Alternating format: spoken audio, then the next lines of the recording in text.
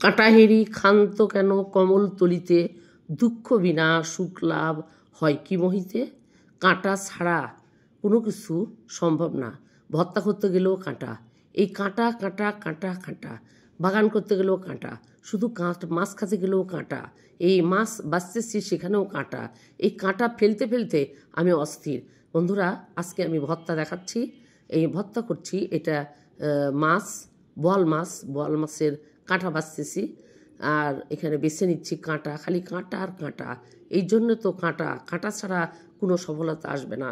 এত কাঁটা বেছে নেওয়ার পরেও যদি ভর্তাটা ভালো মতো না হয়, তারপরে এখানে পেঁয়াজ মরিচ আর রসুন ভেজে নিয়েছি, আর লবণ দিয়ে এগুলাকে মেরে মেরে একদম ভর্তা করে ফেলবো।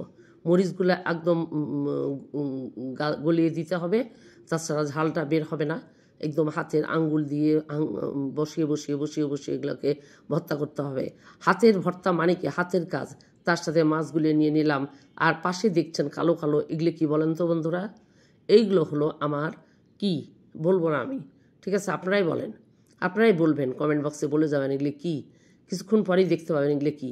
এগুলোকে সিদ্ধ করে নিয়েছিলাম, আস্তে করে এগুলোকেও ভর্তা করলাম, মানে হাত দিয়ে দিয়ে ডলে ডলে ভর্তা করলাম। কি পরিমাণ শক্তি পরিশ্রম লাগে একটা ভর্তা করতে। ভর্তা শুনে মনে হয় যে খুব তাড়াতাড়ি খাওয়া যাবে, আসলে কিন্তু তা না। মুখরোচক খাদ্যদ্রব্য তৈরি করতে বেশি কষ্ট করতে হয়।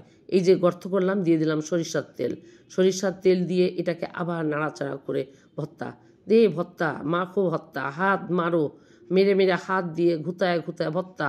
আর কোনো কথা নাই, একদম ডলে মুচড়ে একদম। এই যে দেখেন লাইট পাতা দেখা যাচ্ছে, লাউ পাতা ছিল ওগুলো। লাউ পাতা দিয়ে বোয়াল মাছ দিয়ে সব ভেজে নিয়ে আমি ভর্তা করছি, আর কাঁটা ফেলছি। কাঁটাহিরি ক্ষান্ত কেন কমল তুলিতে। কমল পদ্মফুল তুলতে গেলে অবশ্যই কাঁটার আঘাত সহ্য করতে হবে। কি দুঃখ, আর দুঃখ ছাড়া সুখ লাভ হয় না কখনো। দুঃখ বিনে সুখ লাভ হয় কি মোহিতে। দুঃখ ছাড়া সুখ লাভ কখনোই সম্ভব না।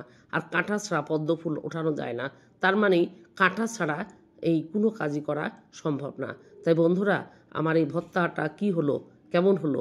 আমি লাইট পাতা দিয়ে বোয়াল মাছ দিয়ে রসুন পেঁয়াজ ভেজে নিয়ে সব কিছু সিদ্ধ করে নিয়ে ভর্তা করছি। আপনারা বলবেন মাহবুবাজ ব্লগ প্রতিদিন খালি চুলার উপর ভর্তা করে, কিন্তু আজকে আমি হাত দিয়ে ভর্তা করেছি। ভর্তা করে করে দেখিয়েছি আপনাদেরকে যে না, এটাও পারি, আমি এটাও পারি। তো বন্ধুরা, আপনার কাছে কেমন লাগলো?